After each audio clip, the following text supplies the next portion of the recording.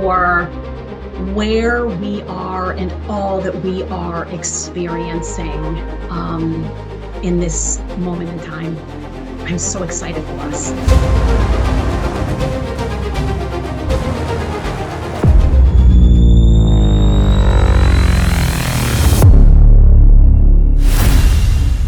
Hi, everybody, and thanks for tuning in. Today, I have a special guest. I have Energy Gal herself, Lisa Glasier. Lisa, how are you? I'm well, Jeff. Thanks for having me on and for your friendship. Thank you. Absolutely. It's been awesome getting to know you. And I can't wait to start delving in here. One of the things I usually start with, just to give people a little bit of background, is where this kind of whole spiritual journey started for you. Like, I mean, and it's different for everybody. Some people grew up in very, like a Catholic home or Protestant or Baptist. Some people had atheists as parents and they just sort of felt pulled. So for you, like, what does that background look like a little bit for you? You know, I pondered this a lot because I've watched each of your podcasts, so I knew that this would be the first question. So it's something that I've been pondering, and the first thing that comes up is I just really, really quickly want to just offer this to you. Hmm. If you're making the best BLT or PB&J at your kitchen counter, okay? You got the bread, you got all the ingredients, it's going good, you're looking forward to it, and all of a sudden a big fat cockroach comes crawling across your kitchen counter. What would you do? I guess freak out. Yeah, freak out. What would you do to the Yeah, cockroach? kill the cockroach. Kill the cockroach. Okay. Yes. So you're 5 years on a deserted island. You have not spoken with anybody or seen anybody in the entire 5 years. Nothing. There is no life to speak with, no animals, no nothing for all these entire 5 years. And a big fat cockroach comes climbing across the rock. What do? Start talking to it. You betcha. You betcha. I asked my husband that Yeah. this morning, and he said, I'd name it and it'd be my best friend. Right. That's the And old like Wilson yeah. exactly, right? And I think Yeah. that for me, my journey started off because, well, I'm Energy Gal. And the reason I named myself, actually, people named me that because I can feel energies. I have been able to Mhm. ever since I was a kid. As a matter of fact, that is my first language, is this language of energy. People are energetic beings to me, and I can sense them and feel them and taste and smell and all that other before I actually see them as a person, as a name. And so when I was a little kid, because things were in a pretty rough way, I learned to shut myself off and stay inside.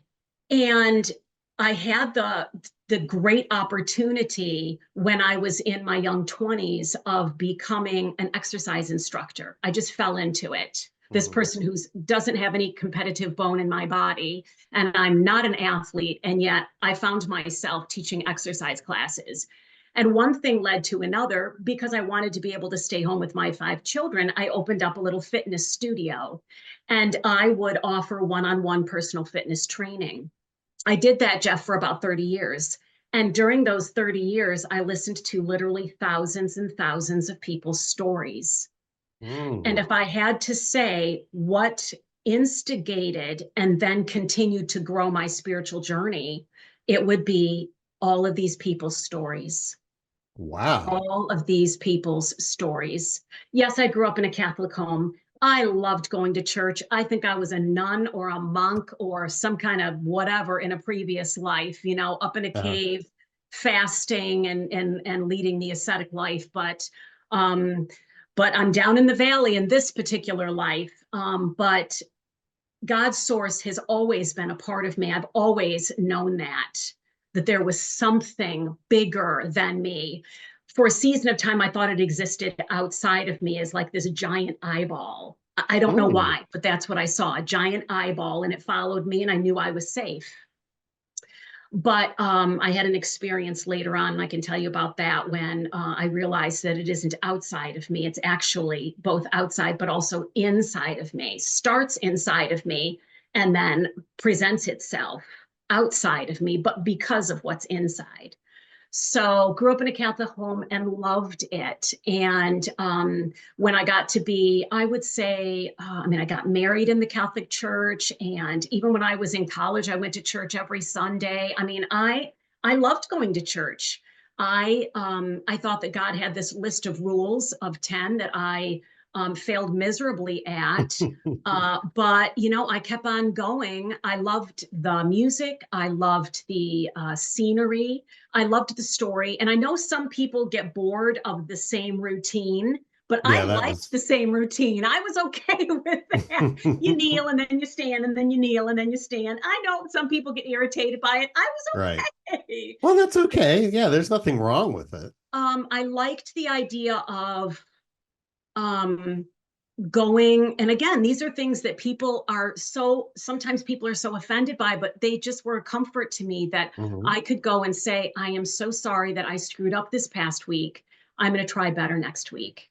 And I Right. felt like, I was Let heard. go.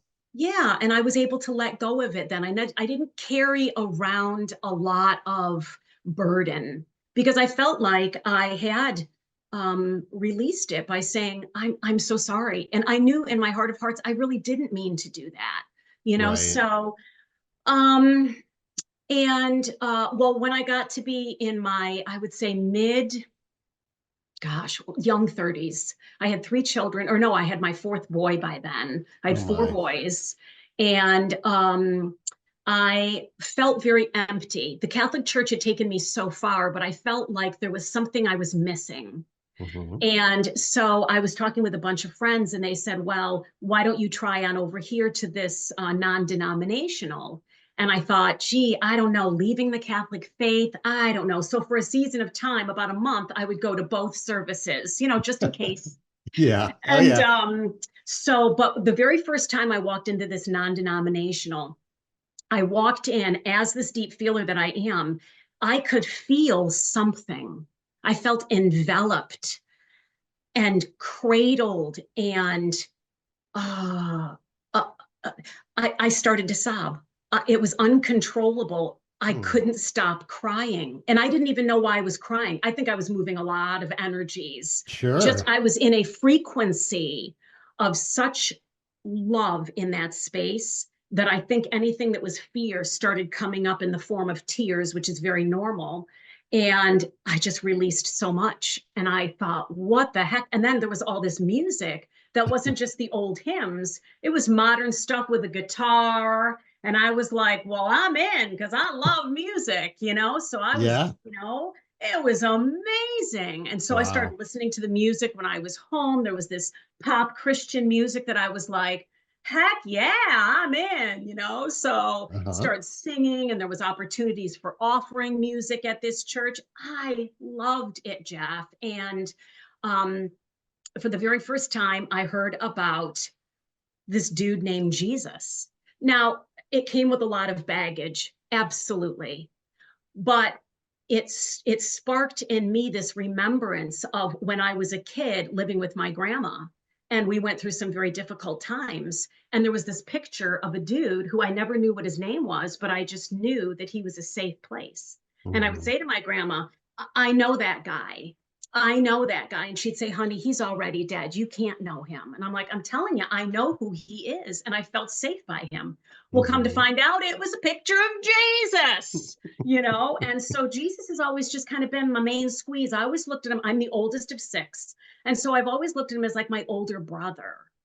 I was Hmm. always thankful the way you would be thankful to an older sibling who did it all wrong, so that you would look and think, oh God, mom and dad got pissed off, so I'm not going to do it that way. Thank you, older brother, for showing me. You know what I mean? Not that Yeah. Jesus did it all wrong, but just the idea. I was always the firstborn. And so my dad called me, you're the icebreaker. And I'm like, yeah, it's kind of tough. But it was nice to be able to it was just relationship. And so back to this cockroach story, it's all about relationship. And I started looking at people less as obstacles and in my way and Hmm. crunchy things that I had to deal with, and more about opportunities for seeing an aspect of myself that had I not heard their story and been in relationship with them, I would never have been able to see. And Right. so my soul awakening, this spiritual awakening, has all been about not knowledge, not information.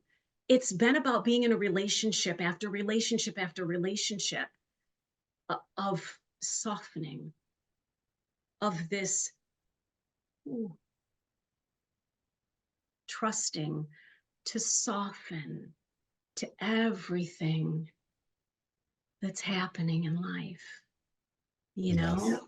Yeah, because I think unfortunately our society, we're kind of like subconsciously conditioned of the survival of the fittest. Like, you got to take, if you want to get ahead, you got to take that guy down and this chick down and this dude down. And we're sort of like, we go from kids and then we start to move into this adult world. And that's sort of the training in a way. I mean, we're taught that in school, survival of the fittest. Mm-hmm. And then it's the same way, like, in business, we're taught that, that same sort of ideology. But yeah, it's really, I totally agree with you though, where when you start to sort of open up and soften that, I mean, people are pretty amazing. Oh, And it's, you said it. yeah. You said it. I think that people are phenomenal. What they have endured, what they have experienced, and then they get up the next day, Hmm. even if it's at a tremble, even if it's at a crawl, I know that Yeah. people are, I sincerely believe that people are doing the best that they know how. Now, I know that's hard to believe when you're like, well, hold on, but my dad hurt me a lot. Hmm. My, stepmother did this, or my sibling did this, or my husband did this, or my wife said that. Oh, I totally get it. But Hmm. at some level, they are doing the best that they know how. They're at the consciousness level. That's the best that they know how. So Right. what do you do with that? What do you do with that? I think you just, I mean, in my opinion, you just sort of love them for who they are, and knowing that they are sort of doing their best. I mean, you know, uh, older people especially didn't have a lot of outside influence like we have now with social media and the internet with all this knowledge and everything. Mm-hmm. And the only thing they learn most of their behavior from their parents who Mm-hmm. probably also had similar issues. Mm-hmm. And so many, I'm starting to see now where a lot of those patterns are beginning to break. Like, Mm-hmm. my grandpap was an alcoholic, my dad was an alcoholic, I was an alcoholic. And a lot of these people are actually finally breaking through those, like, but they're all learned behaviors. And like you said, I think, when you look down that line, people usually are just doing the best they know how, you know? And I Yeah. agree with you Yeah. completely. Yeah. And I think that if you can see someone through those eyes Hmm. and hold the frequency of unconditional love, it doesn't mean Hmm. that you like them. And it doesn't mean, I think there's something called sacred neutrality. It rings a And bell, but I'm not sure what it is. I can't yeah, remember. it's very fifth dimension, fifth Hmm. level frequency. It holds a frequency itself of non-judgment. And what it says is this isn't good or bad, right or wrong. Okay, that's very third density. Everything is good, bad, right, Hmm. wrong, up, down, in, out, Right. um, Complete for you, against opposites. you, Right. and you lay a judgment on it then. Whereas when you get into a place of sacred neutrality, you can witness it, you can allow it. And I know it's hard to, I've, I've had some things, gosh, I could get into. There are some things that I've experienced in my life that I'm so thankful that have happened, even though they were very difficult, Hmm. because they've brought me to where I am right now. They were a part of my awakening. So if I had labeled them as bad, see, as soon as you judge something, you are glued and tethered to it. Whereas from a place of sacred neutrality, you can look at it through the eyes of your heart in that soft space and say, what is it that you're showing me? Yes. What is it that I could glean from this? When you don't label it good or bad, you just label it what is happening in that very moment. And there's this woman, her name is Byron Katie. I read a book of hers like, God, 20 years ago, and it's called Loving What Is. It is so freaking offensive because she'll say, whatever is happening in that very moment, you must believe that it is the best and highest for everybody that could be happening. And so receive it as if it's the best thing that could be happening in that moment. And that's hard. That's really hard in certain It can be circumstances. really, really hard. And it's hard because we're not trained to think that way. Right. Whereas if you could receive what's happening through the heart space, not through trying to understand it, because so much of this can't be understood, Hmm. you know? Understatement of the year right there. It can't be understood. It's supposed to Yeah. be received down in through the heart. You know, we have lauded this whole analytical, logical mind, and it Mhm. has its place, for heaven's sake. Absolutely. Hmm. Yeah. But relationships don't freaking make sense a lot of the time. Unconditional love doesn't make sense. It's because it flows through the heart space. So much of what's happening in this last season and what's going on into the next is this idea of meeting the other person at the heart space. And if that other person is closed off in their heart and they don't know yet that their heart space is where to be meeting, then it's on us who are open to that space to continue to hold that space. That doesn't mean you become someone's doormat. I had a Right. woman this morning who I had texted her. She texted back. I retexted her. It was a great conversation. And all of a sudden, she was like, you need to respect my boundaries and blah, blah, blah. It came out of nowhere. Whoa. Yeah. And I thought, this isn't about me. I didn't react out of pain because I knew it wasn't about me. I Hmm. responded out of love and I said, um, may have caught you at a difficult moment. If I can serve you in any way, just let me know. In the meantime, I hope you have a beautiful day. You Right. know, it's the best that I could do is hold a space of love for her. And she never responded. Hmm. But me reacting to her reacting and then reacting back and forth, it's not really Yeah. getting anybody It anywhere. yeah, it doesn't. I mean, and that's so huge in society. It's just like you think you're gonna battle somebody and they're just as pissed off as you are. No one's getting nothing is gonna get resolved except for somebody might get hurt. Yeah. But yeah, yeah, absolutely. It's interesting because the more the deeper I get, like a perfect example, I was driving and I saw this guy and he was walking along the side of the road and you could tell he probably hasn't bathed in at least a month. He was filthy, his clothes were brown with dirt, and I thought, my God, that guy is a trooper, man. Like there is some, like I have almost like this insane respect for them because they're in this difficult reality, and then they're on top of that it's even more difficult. Like I bitch about, like, my pains in the morning, and I can't even imagine waking up and, like, just wherever, like Mm. on a street corner, or in some bed place. I mean, it just, to me, those people are just those are the powerful people right there. Like they, Yeah. and the funny thing is too, is like I've seen things which blow my mind online, where uh you'll go up to somebody like that. They have tons of, like, it's on TikTok. It's like thousands of examples. But, someone, you go up to a homeless guy and just being like, you know what, I need like $1 for the bus. Can you help me out? And they'll give it to you. And that's probably half of everything they own, you Yeah. know? God, I loved you before. Now I love you even more, bro. Aw. It's my son's story to tell, so I'll just tell the thumbnail of it. It's his Mhm. story. But there was a season of time where my son was going through a very, very difficult time in his life. And I knew that the most unconditionally loving thing that I could do was allow him the experience that he was trying to have.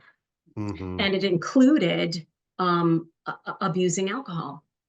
And I could have stepped in and, as a mother, did everything I possibly could to take that experience away from him.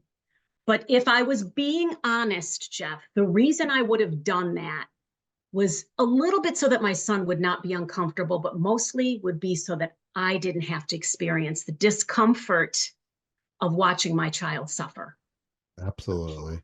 So I took a deep breath up. I held on to the hand of my main squeeze, Jesus, with one hand and my husband in the other. And I said, how can I best be love in this situation for my son? Mm-hmm. And I sensed letting him go do what he felt like he needed to do, which was, I'm going off out west, hardly any much money to my name, and I'm headed out. And I said, okay, I want you to know I will always be here by the phone. I will never, ever, ever leave you, but I also will not chase you down because I don't think that you want me to. You Right. want to go. Right. So I'll be here, kind of like the prodigal son. The Mm-hmm. father was scanning the horizon every day, just waiting for his kid to come back home. And so I let my son go out there. Well, for a season of time, one thing after another happened, and he was homeless. And I had a lot of people in my life who were very upset with me. How could you let your son be homeless? So I got judged for letting my kid be homeless. They Mm-hmm. were judging my child for being homeless. All along, my husband and I felt very confident that this was the experience that our oldest was trying to have. And we wanted to make sure that he had it, if that's really what he wanted. There Mm-hmm. was something for him to experience in and through that. And so at the time, I don't think he had a phone, so there wasn't much communication, but he always knew, um, we're here whenever you need us. And every so often he would check in, and boy, he came up with stories that were amazing.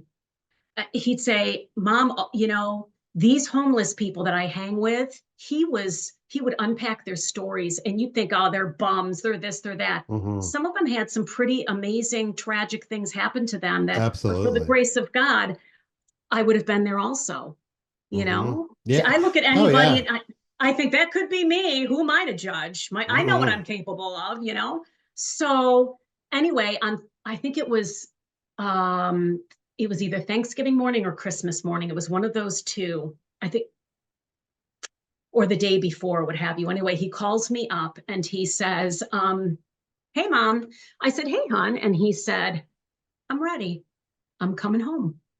And it took him 24 or 25 hours straight driving home. Wow. And I remember him pulling up the driveway, and I flung open the window and I chased out to meet him. I gave him a big hug, and I knew he was not the same person who had left 6 months before. Mm-hmm. That's not to say that he doesn't work through some of his stuff now, but the wisdom Oh yeah. and me allowing the discomfort in my life. It was so uncomfortable for me to know that my kid is sleeping in his freaking car. But that was the most loving thing for me to do in that moment for him. And Yeah. boy, do we all learn so much from that. Mm-hmm. So I've tossed comfort out the window. I think a lot of my spiritual journey for me personally is not about, let me get the life that I want. Mm-hmm. The this is the that's, the fame, the notoriety, the money, the house, the best friends ever, the this and that. And it Mm-hmm. is, help me to live with a grace in the life that I'm currently living. Yes. Let me be a conduit for grace to be able to, and with gratitude, receive the life that I am currently experiencing. That's what I think my spiritual soul journey has awakened and softened into. And then, of course, you and I know a lot of your and my journey has been all about forgiveness. Yeah. That's been a big one for me. Yeah. Huge, you And know? yes, I'm totally with you. I mean, I and again, like I was so mad at, I guess deep down I was mad at God because I did, because when things aren't going your way, and I was kind of like you, like I always believed something higher than myself. I could feel it, Yeah. Yeah. and but I would just be like, why, and I just could never understand. But it's like, yeah, it's like, that retrospect. Like if you never went through that, and just like your son, like if you gotta sometimes like it's required that you hit rock bottom Yeah. for that Sometimes. experience. I'm Yeah, not like sure you it's don't always have to. everybody's. Right, Yeah, it's exactly. not everybody's, but I think that Ram Dass says that he so desperately wanted to he was so filled with compassion. He said that I wanted to take everybody's struggle and suffering away. He Hmm. said, but in my compassion, I realized that that suffering and struggle was the very thing that may help wake them up. So Yes. I allowed it. I was just Hmm. reading a poem this morning by Mark Nepo, and a part of it says, let me see if I can remember it. I was looking for a teacher, and then I realized that the fish learns in the ocean and the bird learns in the sky. And basically what he was saying is that rather than looking for another teacher, looking for another teaching, looking for a way out, Hmm. I realized that my human experience is my teacher. you Yeah. know I Hmm. think it was Ram Dass who also said we don't experience our spirituality in spite of our humanity. We experience our spirituality through our humanity. Right. And Yeah. that's what's going on earth right now. If I was to get real esoteric, it that is what's happening right here. It's never happened before. We've had a few masters like Buddha, Jesus, Mahirasha, I can't remember how to pronounce the last name, Hmm. Yogananda. These are they were Christ consciousness in In skin manifest, yes. manifest. Hmm. That's what we're doing now. We are coming into a season, and that's why there's all these, oh God, the earth is going through a lot of toppling, because Hmm. anything that is of denser, of the third frequency density, the right and the wrong, the judgment, the shame, the guilt, all of that stuff, mostly the paradigms, the geopolitical, all that other stuff that's man-made, all those things are starting to topple. It's because frequency is expanding on the earth, and so are we.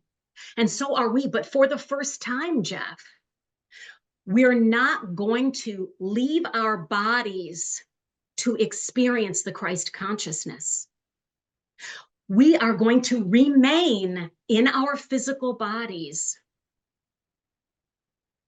as the Christ consciousness. So we're going to be the Christ consciousness walking around with skin on.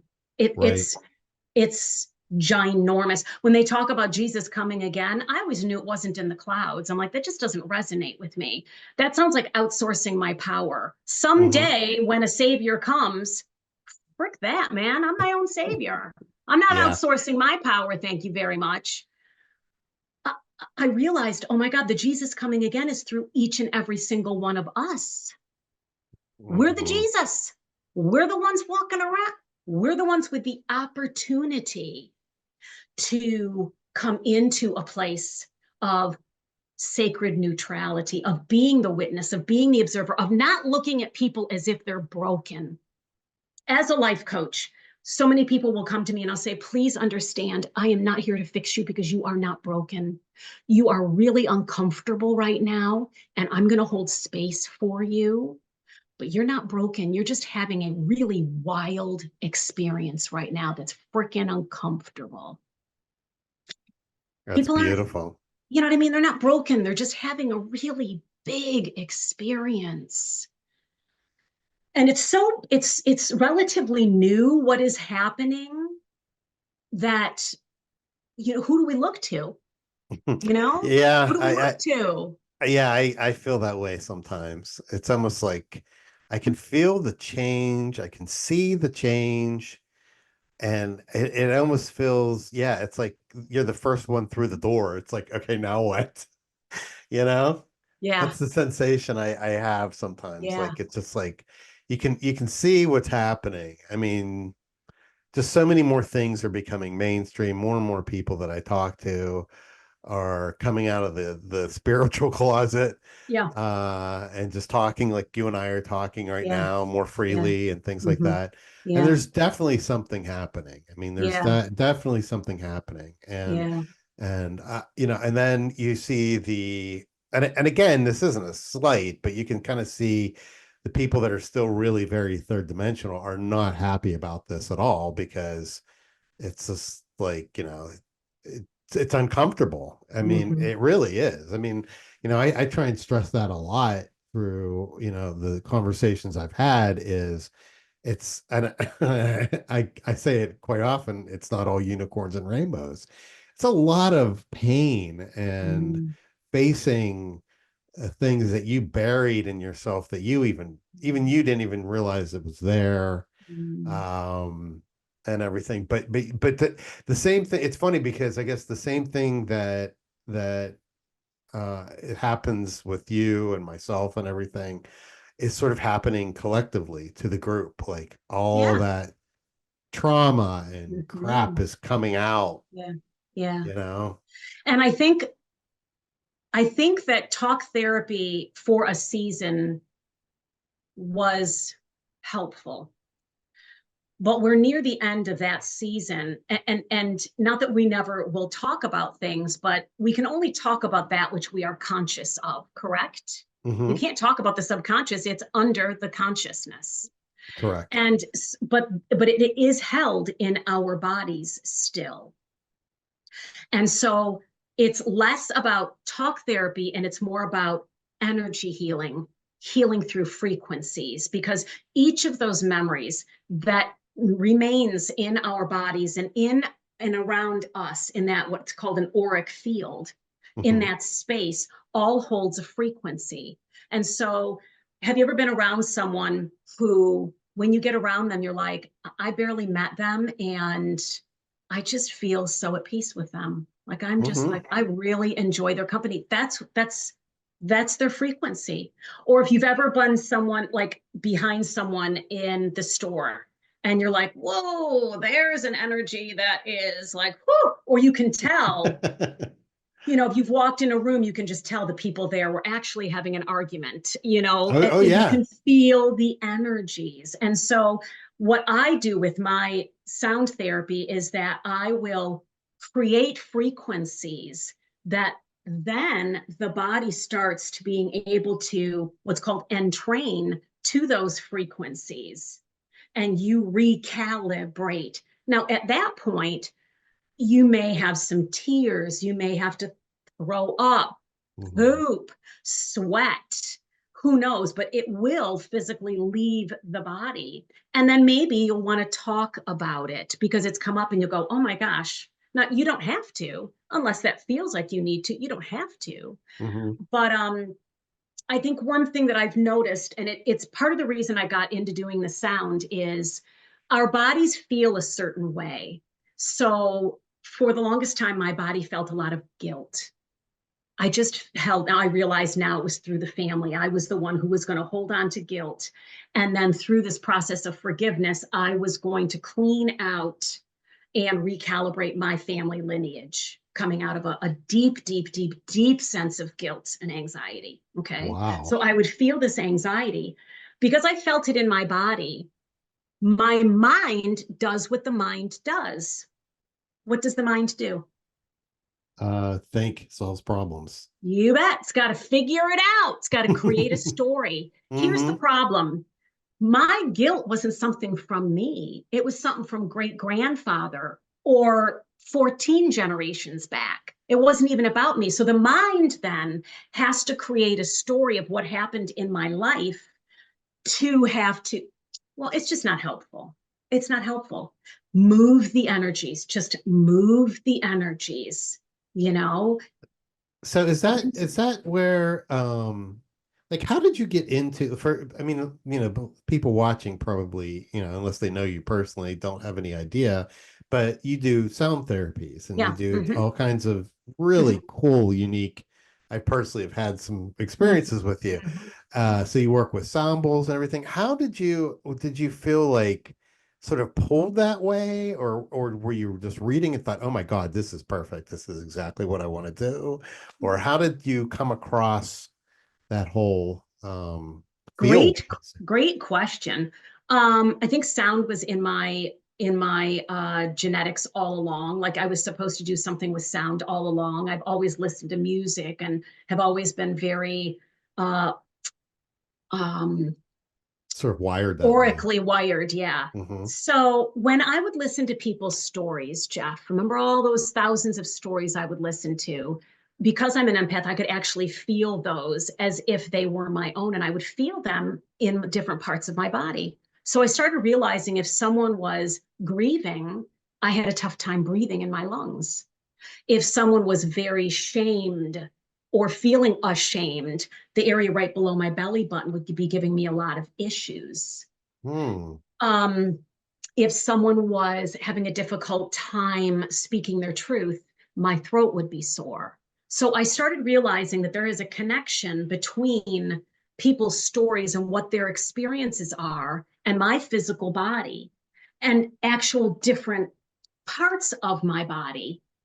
Well, all of a sudden, of course, because now I'm thinking like this, what presents in my reality are these things called chakras, which are vortexes of energy that are actually in the body. I mean, we're energetic beings, just slowed down to matter.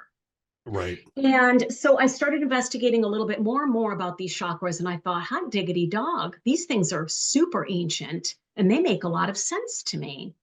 So I started understanding that each of these chakras, which we have many, many, many, and all sorts of other center, the palms of the hands, the base of the feet, all these, they could be, you're not going to talk to them, but you are going to be able to move the energies in and through and around them using music, using notes, frequencies.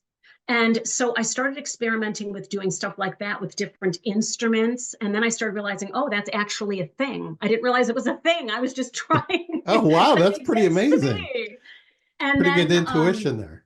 yeah, and then a couple of, well, I don't think this is my first rodeo doing this, but and then a couple of years ago, I thought, wouldn't it be nice if I could actually place these bowls on people's bodies? Because I would get people in a room and I would do a guided meditation, getting them into what's called theta wave, which is very like trance-like, dreamy, relaxed, where the body's defenses are down and you're just like, oh, extreme, you're out of fight, flight, freeze.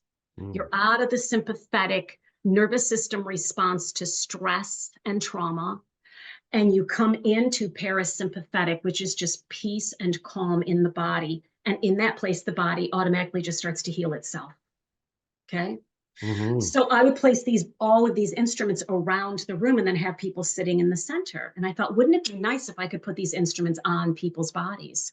Well, didn't I have someone come up to me and say, have you ever tried VST, vibrational sound therapy? You'd be awesome at it. And I'm like, never heard of it. So, of course, I went right home and investigated it, found that there was a class for it that was 100 hours, online.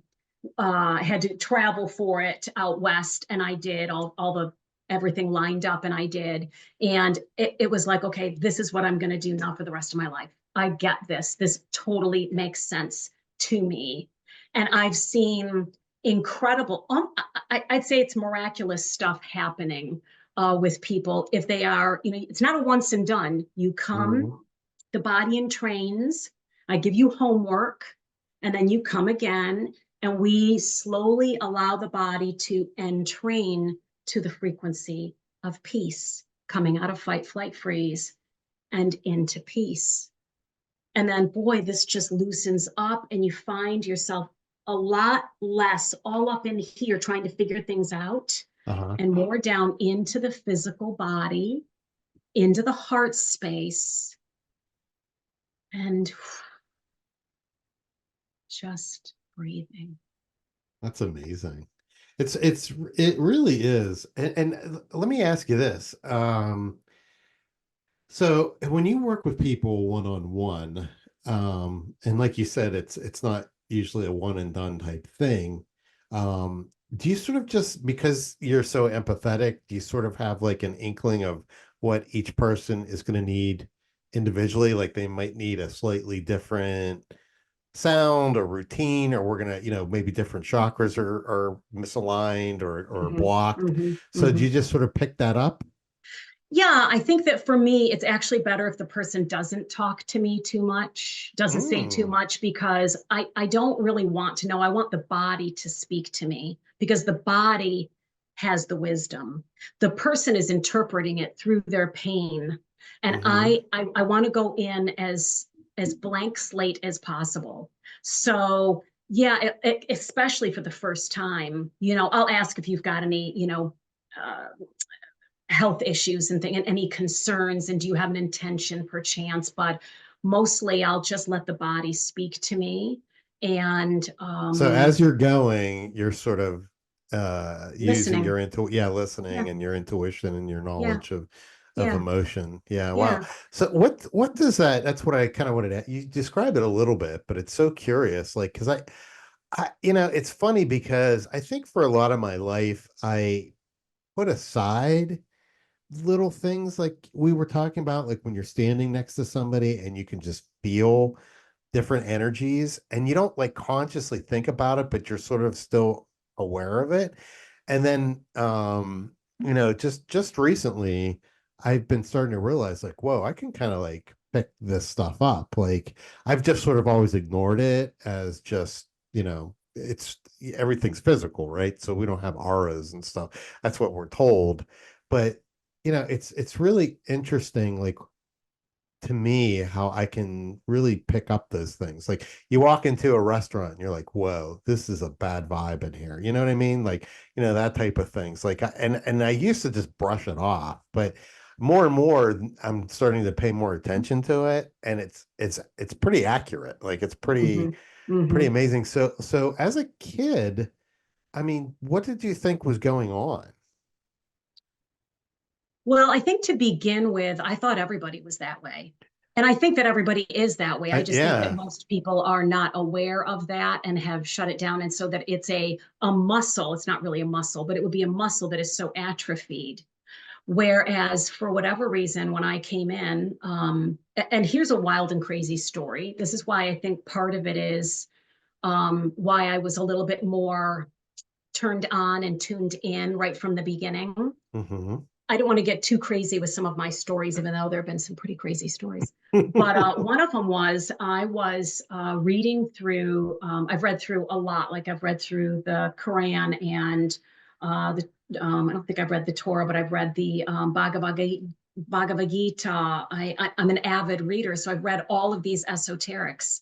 And Hmm. all of the extra Bibles and the Maccabees and the all the extra and the books that didn't get in the Bible because, the council at Nicaea said, nah, we're not going to put that one in. And then Yeah. I read the Bible, and so I remember reading in Isaiah, I think it's Isaiah 6 or I think it's Isaiah 6:8. And it says, I'm reading along, not thinking anything of it, just like boop, boop, boop, boop, reading along. And all of a sudden Hmm. it says, and the Lord said, the voice said, um, who shall go for me? Who will go, on my behalf, or something like that? Who shall we send? Hmm. And in Isaiah saying, and I said, here am I, send me. And all of a sudden I just sat there and something like exploded within me. I was probably young 30s. Something exploded within me. And I specifically remember thinking, I'll go in and I'll have skin in this particular lifetime and I'll do it. Here am I, send me. So I remember Hmm. saying to my husband, I know this is going to sound like crazy and way out of left field here, but I think I chose to come here. I think that there's something that happens before we get here. And my husband's like, And I've always had this intuitive way about me. So my husband's typical thing is, well, I don't understand you, but I do love you. And enough things have proven themselves to be correct that he's like, and now I believe you. It just doesn't make sense. Right. But I think that exploded something within me. Just, I was like, oh my God, there's way more than we thought. And it was like, because time is an illusion, when you have these kinds of like, you can change the past and the future all at the same time. Yes. I see past, present, future. It isn't like past, present, future in a linear. I don't see that. I see everything all happening all at the same time and all Yeah. affecting each other. And so I think that there was something in me that was just more aware. And I think that I allowed myself, I don't know if I've ever told you this before, but I remember one time wondering, I had a very difficult relationship with my dad and stepmother and mom. And I remember like going into a deep meditation one time. Meditation has always been my thing. If you wanted to come down to say what has been the single, it would be meditation. And I want to talk about meditation at some point because I think some people think meditation is, that's not what meditation is for me. So Right. Yeah. I need to Me come back to either. that. Okay. Good. Yeah. We But definitely need there's to. I got into this deep meditation one time and I remember thinking, oh my God, what if this was the scenario that we're all there's this meanness, this godness up in heaven, wherever that is. It's right here, it's in here, it's out here, it's not some place, but up in heaven in this location. And I'm sitting around with all of these versions of me, all Hmm. these versions of me. There's my dad, my stepmother, my mom, siblings, my kids, future husband, some friends. We're all sitting around and I'm going, all right, guys, I'm ready to go down, ready to go on in. And I know exactly what I want to experience this time. I want to experience what it would be like to forgive. And I don't mean some kind of like, oh, it's raining out and I had a picnic planned, but I forgive God. No. I mean, I want to forgive. If I'm going in, I'm going all the way. And my mom stood up and said, hey, I'm going to check out when you're just about 4 or 5 years old and leave you with all the responsibility. I'm like, that? Okay, sounds good. I've got a boyfriend who's like, well, I guess I could stand you up for a date or two when you're 12 or 13 or 14. Would that work? Sure, go ahead. I've got some other things. I've got this one, my stepmother who's like, I can come in and do this, and that. Perfect. All righty. Everybody else leaves, and there's one person left, and it's my dad. And he says, listen, I'm going to do the bravest thing of all. I'm going to come in as your dad, the one that you're supposed to trust the most. And I'm going to let all sorts of stuff happen. You're going to be abused. You're going to be this. You're going to be that, misunderstood, all this, all that. I'm going to leave. I'm going to blame it on you. I will have nothing to do with your children and continue to blame it on you. I'm going to do all of these things. You will forget that that we planned this. So you will completely have no idea. We'll go on down. And then you have the opportunity to experience a softening that is called the journey of forgiveness. What do you think? Would you think that would be cool? And of course, I'm up in heaven going, ah, I've High done fiving him. this. You're the man. High five, bro. You bet. Right. So then we come on in and we forget. I can tell you that even as a little kid, there was a part of me that understood, geez, these people around here just cannot get their crap together. But they're doing the best they can as a little kid. I mean, there was an aspect of me that grew an ego into it, and I had to work through some, of my own stuff. But Sure. that was the journey of so that I could get into this place of forgiveness. And I think that's why the journey, the Christ known as Jesus at this particular time spoke to me, because he's up on the tree going, Dad, forgive them. They don't even know what they're doing. And that Right. really spoke to me, Yeah. Father, or mom, take care of my bestie, bestie, take care of my mom. It's always been about service for me. Hmm. So I just think the life of Jesus made a lot of sense to me. And so, as far as how did I handle it, I think I handled it with as much grace as I had in that moment. And then the other thing too, and this takes us back to what you were saying before, Jeff, when you said there's a lot of people still living in a third frequency. And what do we do with that? If there isn't good and bad, then what is it with these third frequency? What is it with these people? Or what is it with say situations that have happened in our life? And you say to me, Lise, don't call your dad, I'm not going to call my dad good or bad. It's just the experience that we were having. Hmm. How can you say that the abuse that you endured, Lisa, is not good or bad? It's because I'm looking at it from a higher perspective. I know I'm at the very top of, or I don't think I'm at the top of the mountain, but I'm further up the mountain. And I don't see just the parade that's in front of me. I'm seeing the parade down about a mile and a half that way and another mile and a half that way. And I go, oh, so this is why I experienced all this.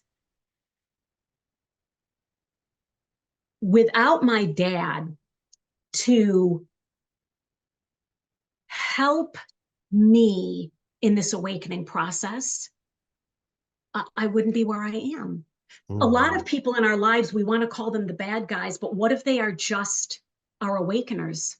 That's what I think. I mean, it's so funny because it wasn't, I mean, I had a lot of issues with my dad as well, but it was other people outside that I mean, I had loathing for.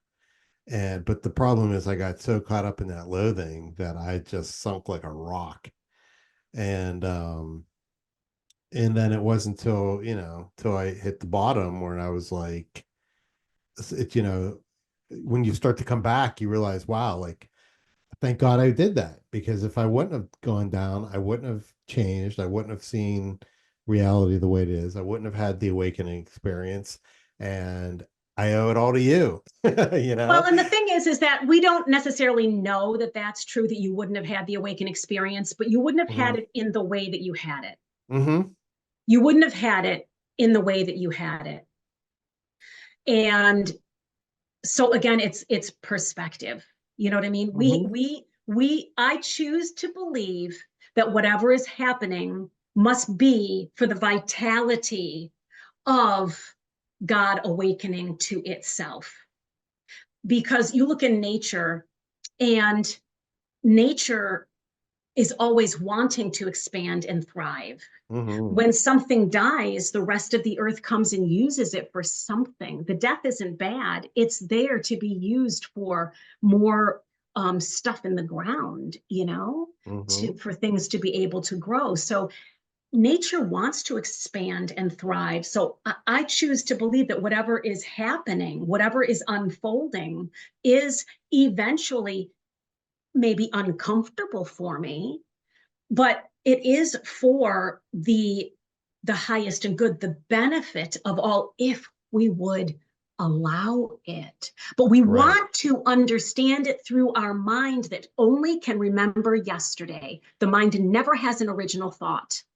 All it ever has is the story from yesterday that it can put on what's going on today. Hmm.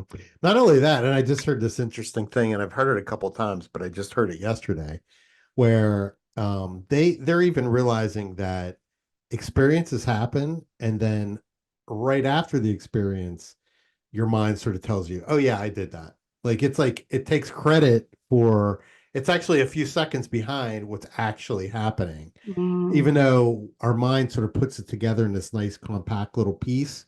But even like things like seeing and sound, they aren't always like perfectly linked up, but think, right? yeah, Mm-hmm. but our minds link them and make Mm-hmm. them look, together, simultaneous and Mm, everything. mm, So yeah, it, I mean, and that's just taking it to the next level where mm. um Yeah, our minds just love to take credit for everything. Oh yeah, I did that, So, and it's not that's not what's happening. Not quite. Yeah. Not quite. Yeah, whenever my mind starts in on something, I find that shaming my mind isn't gonna help it. You know what I mean? Hmm. So I always treat it like it's a 2-year-old having a temper tantrum.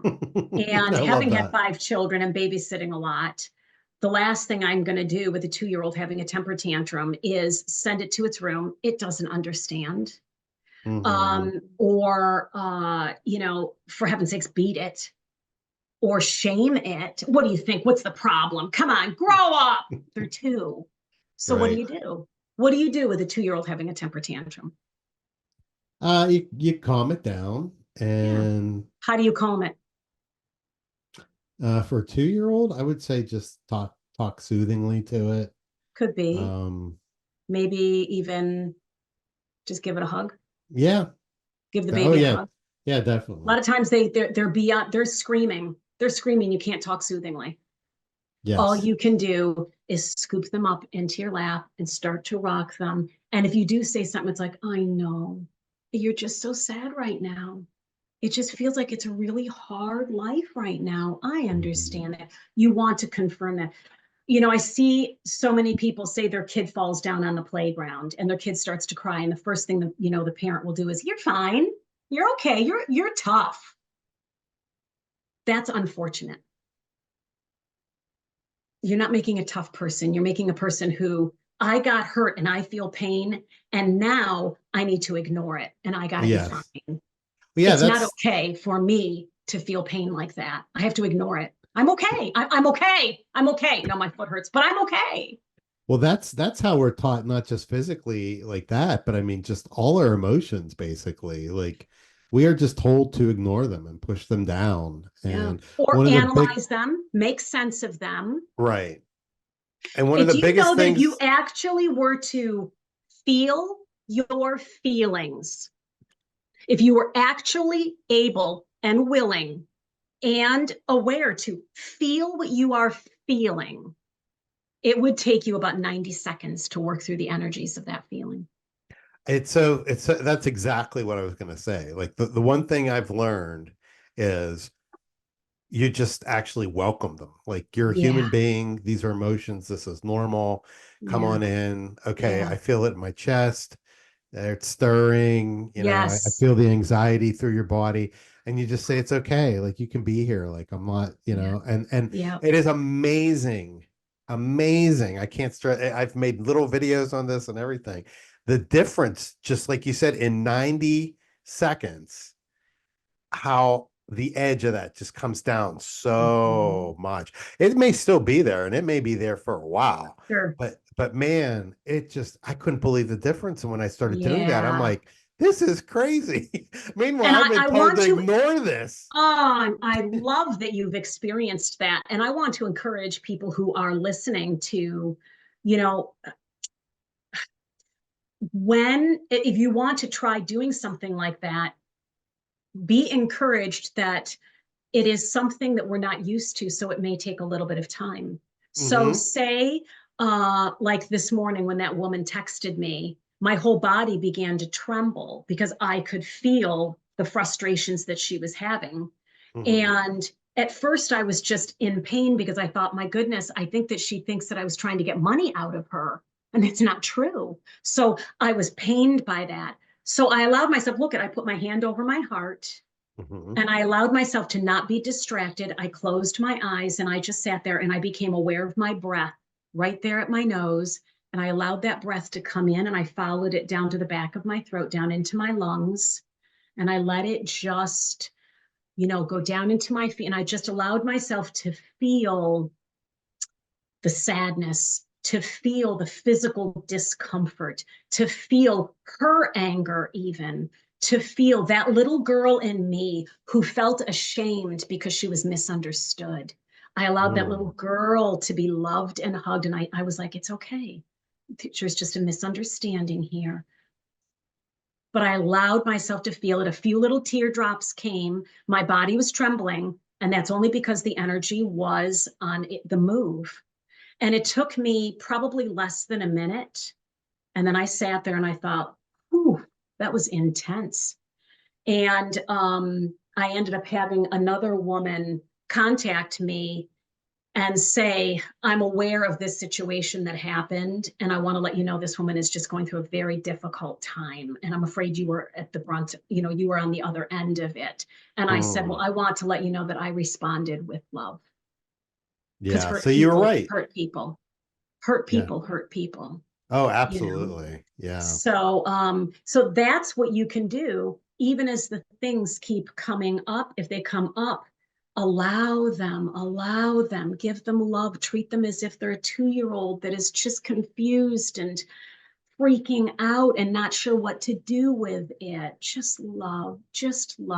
Not like, I'm going to love this so it gets the hell out of my space. That's not going to work, Right. Yeah. That let's just make that allowing it. clear. Yeah, it's not, and and I think the other thing too is that people that when they start to, sort of delve into the things that we're talking about, like the other habit is just to sort of do like a bypass of it as well. Like, well, I'm just going to meditate it away or something. Oh, But yeah, it is the most important thing. And I'm telling you, it's like this is probably one of the biggest things that what we're talking about that I've learned is just to allow those emotions to be there and then yeah. just and acknowledge them and recognize them and And rather than feel saying it's them. good, it's bad, just say, this is really uncomfortable right now. Oh, this Right. is so uncomfortable. And it's very unfamiliar for me to allow them to be here,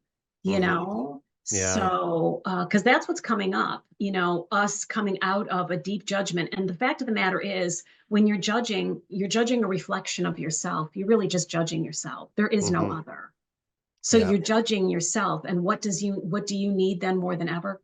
You need love. Hmm. Hate does not cast out hate. Only love does that. Hate does not heal hate. I think Martin Luther King said, only love does that. It Yeah. sounds trite, but really unconditional love is love without any conditions whatsoever. And that's when I want to talk about meditation. It's not this own thing. If that turns you on, awesome. Like I've meditated so much. Meditation is a frequency that you're in. Meditation is a frequency that you find yourself in all the time. I'm just in meditation now. That's But it was a interesting. So this, practice. yeah, I was It going to was a say, can you talk practice. about that? Well, I think that because everything is frequency, and I feel that, what I've Hmm. done is I've gone out into nature, because nature is fifth density frequency. Those trees, they've been here for so long, they are fifth frequency. If you sit under a tree with your spine up against that tree and your butt right there next to the roots, and just say, for 5 minutes, I'm going to sit here. My phone is on, I left my phone in the car, and just sit and ponder, but be specific about what you're pondering, something you're grateful for, Mm. and feel that gratitude down into your physical body. Yep. Yeah. So let's try that for just a sec.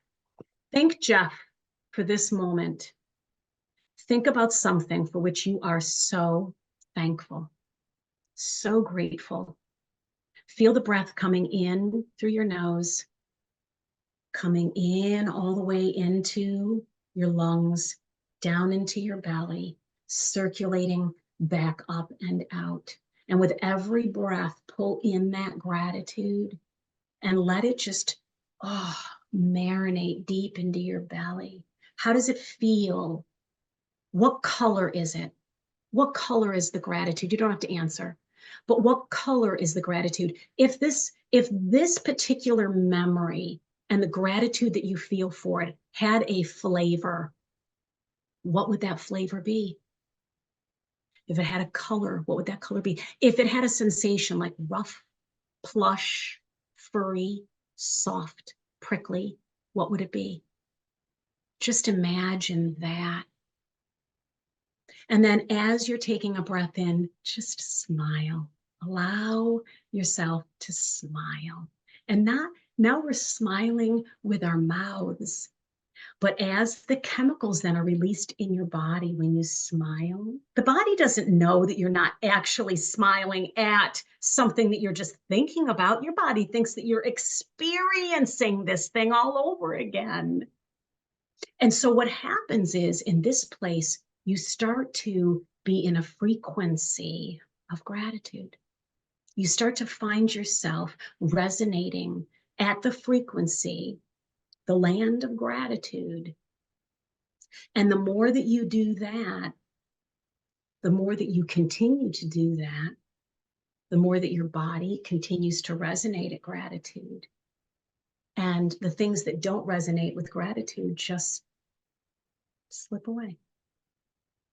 God told me about 20 years ago, Lisa, all the trauma that hurt on the way in does not have to hurt on the way out.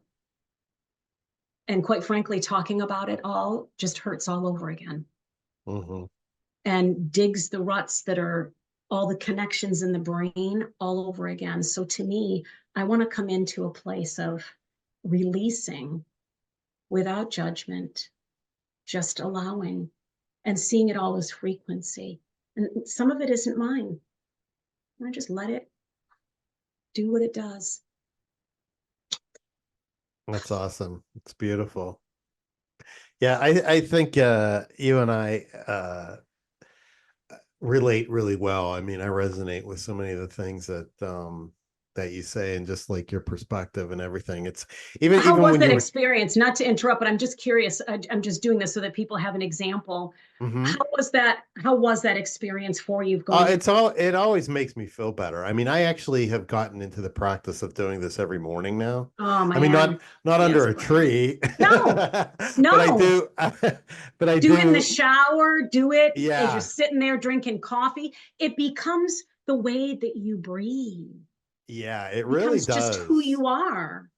And I think like, and I think too, what's important is I've learned to, and as you do this, um, you start to even appreciate, like I start to throw in even more and more smaller things. Like you said, like I'm thankful I have this nice warm cup of coffee in front of me this morning. You know what I mean? I mean, as opposed to, everything's like, I'm thankful for my job, I'm thankful for my wife, like, I mean, those are important, don't get me wrong. But I mean, I read something where, I can't remember who it was, but I mean, they every time before they would drink water, they would just be thankful that they had Yep. water to drink, Yeah. clean water to Beautiful. drink. Huge. Yeah. Mhm. And those are things like we all, take for granted so much. I And mean, then the crazy thing is when I find myself being thankful if I'm stuck in traffic. I'm like, wow, I'm oh, thankful for this. I must have needed the break. Didn't even know it. You I start like being that. I have thankful to learn that for one. you start being thankful for all of it. Mhm. And you start, one thing I remember pondering with source, God, energy, saying, what is this all about? Like, okay, great. We're going into fifth dimension. We're going to be the Christ walking around with skin on. This is Jesus come again. I get it. But why? Like, who the heck cares? Like, Mhm. I don't get it. Why? What's the reason behind it? Mhm. And your thought is? This is my thought. God itself continues to expand its consciousness as well. It's never ending. We think of, okay, this is God, and what we're going to do is we're going to expand until we're all of God. That's not really how it works. Every experience that we have expands the consciousness of God itself. The more it experiences itself in our lives, it itself continues to expand. It's never Mhm. ending. And I was like, oh, and it kind of made me feel like God, what I'm doing is I'm doing the dishes, but I'm consciousness itself doing the dishes. I'm cleaning the toilets. I'm expanding God's consciousness. I, I am itself waking up to itself. And even by Mhm. these little menial tasks, these little things that seem so inconsequential, praying Mhm. for a person that nobody in the entire world is going to know that you ever prayed for that person, Mhm. but it's going to expand the isness of God, the I amness of God itself. So it does matter. Everything matters. Everything. I remember I had a meditation one time where I went out into what I call the quantum field. It was all sparkly and blackness and sparkly, and I heard this, and I'm like, oh, this is really cool. And I heard this, nothing matters. Nothing matters. And it was such a freedom coming from someone who's always felt such a burden, Mhm. to be the martyr, to be the serving one, to be, I was like, I can take a load off of all this false responsibility. No more guilt. It was awesome. But as I continued floating without a body out in this quantum field as just a presence, as an awareness, I could feel myself being pulled even further out. I wasn't trying. I was being pulled further out, and I slipped past what I called the quantum field. I slipped past it into this place it was no sparkles. It was darker than dark and yet light at the same time. Don't Mm. ask me. It didn't make sense. It was out beyond anything I've ever been.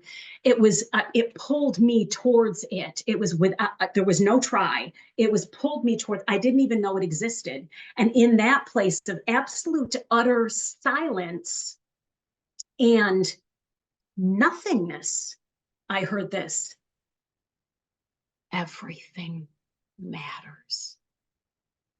Mm. Everything matters. The little smile, the little butterfly wing, the way that you know, dot your I when you put everything matters. And I was Wow. like, wow. I came back from that meditation with such freedom from this false sense of responsibility, but such a wild excitement for the adventure called Oh, Lisa's life. life. Yeah. I It's was like, it's it's very similar to, you think about it, it's almost like the yin, the yang.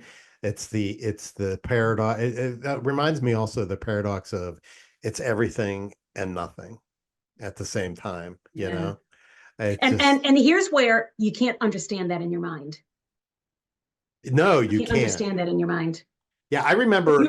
you can hold it in your heart, in that Mhm. higher mind, which Mhm. is down in here, the higher mind. You can hold it and go, well, that doesn't make sense, but boy, it resonates. Mhm. It resonates somehow with me. Yeah, like I said, I remember early on in my 20s when I first kind of got into Buddhism, and there was like books like filled with those type of comments, and I'm like, what in the hell are they talking about? Like, I mean, it's like you said, like I kind of, like, it was beautiful, but I couldn't understand, like, that makes absolutely no sense. But you can't use your head.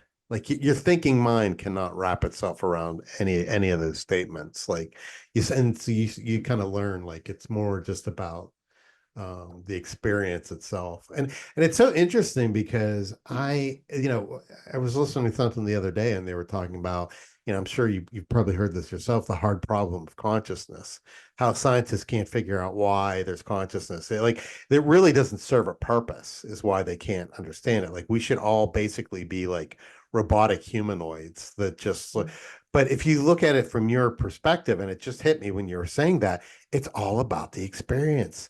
The whole purpose of all of this is the experience of it. And there's That's no bad why there's consciousness. experience. There's no good Yes. experience. There's no bad experience. There's just the experience. You can't get it wrong and you Right. can't get it right. Hmm. Just allow whatever is happening to happen. And that's why you don't have to look at somebody else and say, I got to make sure you're saved. I got to make sure you get to fifth frequency. No, you don't. No, you Right. don't. Enjoy the living daylights out of your life. Hmm. Just be in a place of absolute passion. What are you passionate about right now? Do that. Do it as deeply and as bigly as you can until you just feel like you don't want to anymore, but without an expectation of the outcome. That's where the Yes, mind gets tripped up. every time. And you know what? I'll And do this, but this is what I want to have happen. right. And That's we're where you get stuck. conditioned that way. That's the sad part is it's like we're not told just live life, enjoy it, just go with it. Like don't expect an outcome. Everything we do has to have has an outcome that we want. And we're constantly judging it. Good, bad, yes, no, Right. go, Yeah. stop. Ahead, behind, Mm-hmm. first, second, third. Or But yeah. now that we're aware, you can look at it and go, oh God, that's hilarious. I used to be that way. Oh, That I is do. hilarious that some people choose to live that way. Cool. Like, I Mm-hmm. don't care. It's not good or bad. It's the experience. And I feel like as I walk around with the frequency of both forgiveness and peace, those are my two frequencies that I know I have eaten the scroll of forgiveness and eaten the scroll of peace. I remember there's a part in the Bible when Ezekiel is told by God, all of those words that I gave you, eat them, eat that scroll. And Ezekiel is like, why? I think it was because it's not enough to have the knowledge out here in a book. No, become it. I am not someone who is someone who's experienced forgiveness. I am that. I'm someone who has forgiven in the past. No, I am forgiveness. I am that now. I am that frequency of forgiveness. When people get in my space, forgiveness is a frequency that's there for them to swim in. Same thing with peace. My Right. husband's is grace. He has such grace. I get in his space and I just think, wow, wisdom and grace. I swim in the deep waters of wisdom and grace in him, in this peace and forgiveness. And it's like, it's a party, Awesome. man. It's good Yeah. stuff. And that doesn't mean, I can tell you, we got some stuff going. We have 5 children. Our 5th one was a little girl. And we've experienced difficult times, but we've Yeah, I'm sure. experienced them with an open heart, trusting in the process of it, admitting, today I want to tap, today I want out. I'll stay, but I'm struggling. So you admit that and you stay in the feeling of, oh my God, this might be harder than I want to do. You know? Yeah. Yeah. It's just, there's nothing like it. There is just, wow, what we are accomplishing and experiencing. And I feel so thankful. And coming from someone who I wanted out a number of times, I'm like, I got this way, and that way. I'll investigate it. I don't want to leave too much blood. So maybe I'll do it with this. I mean, ideation of suicide over and over. To be Hmm. someone who's just like, are you kidding me? I want in. Besides, where would I go? There's no place to go. It's all here. So, Yeah. but I Yeah. mean, I want in on the experience, even if it's a sad experience. I mean, I know that sounds crazy to say, but it's true. There's a Well, part of me going, oh my God, really? And I'm like, yes, yeah. think about this too. I mean, who wants to go watch a movie that's just repetition and nothing ever happening? I mean, we're inbred for experiences of tragedy, romance, love, comedy. I mean, that's why we love television and movies because that's where we feel the most alive. Yeah, And yeah. it may not be like you said, it might be a tragedy, Mm, but mm, it's better than, it's better than nothing, right? mm, mm. So, And it's still expanding the isness mhm, of consciousness. It's still expanding. It will never stop expanding. It'll never stop getting bigger. And again, we can't wrap our heads around it, but we're not meant to. yeah, We're not exactly. meant to. We're meant to hold it, and not even hold it, but allow it as, um, I don't even know what you would allow it as a truth as in our hearts. I don't know. I don't know. It's beyond words. It is. I'm It's with you. beyond words. So, uh, yeah, Lisa, yeah, this has been an amazing conversation. I awesome. am so glad that you were able to come on and talk to me. And I hope we can actually do it again Oh my sometime. God. I Yeah. have a list of all sorts of things I wanted to, because I'm a list maker, because I get so many different ideas. I got a list here. We Uh-huh. didn't even get to hardly any of them. So we got to Well, do this that's, again. yeah. Oh, absolutely. I just, I really feel like,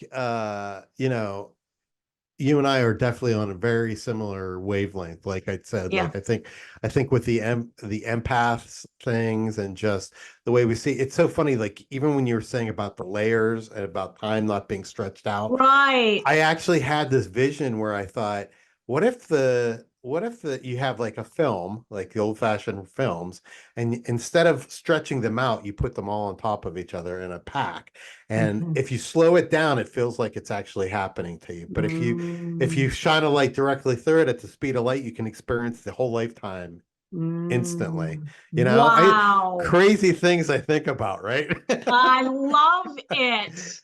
That is so a conversation I would have with my husband. Hun, I've got this idea if, and then if you take each of the cells and you place them on top of each other, the whole existence happens in that very moment. Yeah, and they always say We're like slowing people it like out. to me, I was thinking like, how do people that have NDEs, near death experiences, a lot of people actually have a whole life, they see their whole life and they say it was like right there, like instantly, like, and I'm thinking, well, yeah, I guess if you were traveling at the speed of light and you went right through the all the frames at one time, you could experience a whole lifetime, right? Yeah. I And I don't know. mean, It's insane. once you get into fifth and sixth densities, Hmm. frequencies, there is no time. I Right. mean, there's so you get into timelessness, you won't know when, how long, it won't Yeah. matter. Could be a day, could be a month, could be Could be a decades. Yeah. decade, could be 1,000 years. It all Hmm. pretty much is inconsequential. I don't think Right. there'll even be a phrase for time, Hmm. So Yeah, it's yeah, beautiful. I know it's so, I'm so excited. I know it's so, I'm so excited for where we are and all that we are experiencing in this moment in time. I'm so excited for us. As am I.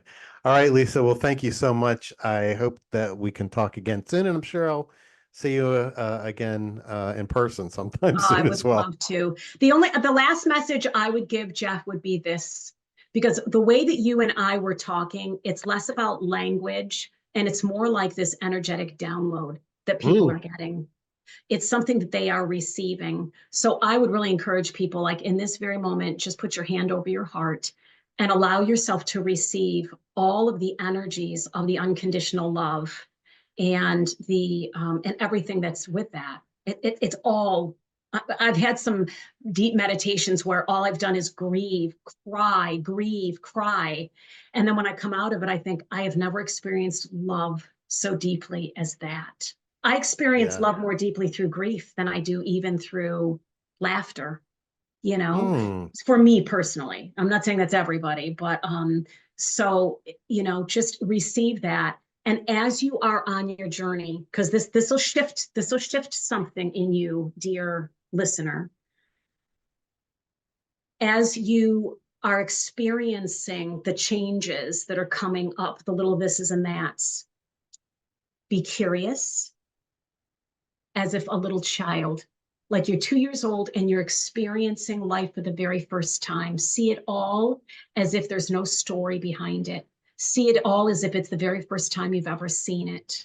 Gosh, I wonder what this could be. See it without the story coming into it, because you'll only see what you're looking for. So be curious, pretend like there's an eraser that as soon as that moment is gone, it erases and then no, I on to the like that. next. Okay. So that's number one. Number two, be very, very compassionate with yourself. Be very, very compassionate with yourself. One of the big wake ups for me was when I read it. Jesus said, love your neighbor the way that you love yourself. And that was a big wake up for me when I realized I don't think that I love myself. Maybe that's part of the journey that I can start in on. And so I came into this space of really understanding, what does it mean to love Lisa? And as I loved Lisa, I realized, wow, I love other people so unconditionally as I began to love myself. So compassion for yourself. And then the last thing is be courageous. Be courageous, because your intuition will become more and more the way that you come through the heart space.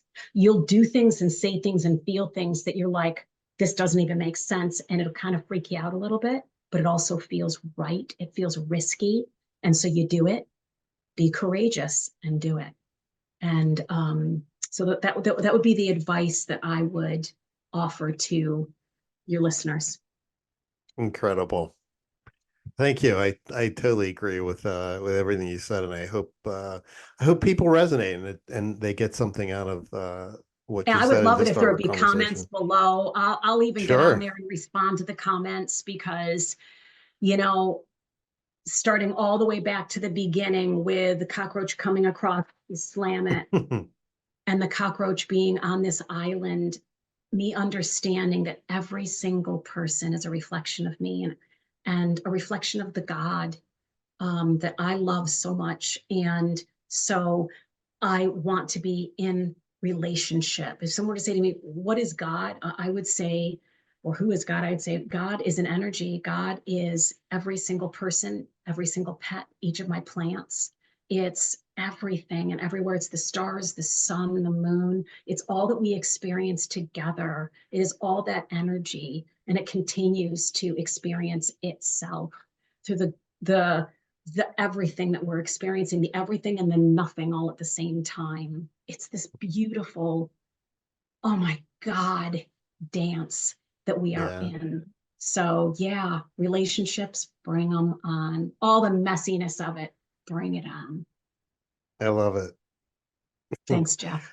Thank you, Lisa. I'll talk to you soon. Take care. Hi, everyone. Thanks for watching the video. Remember to subscribe and like, and I'll see you next time.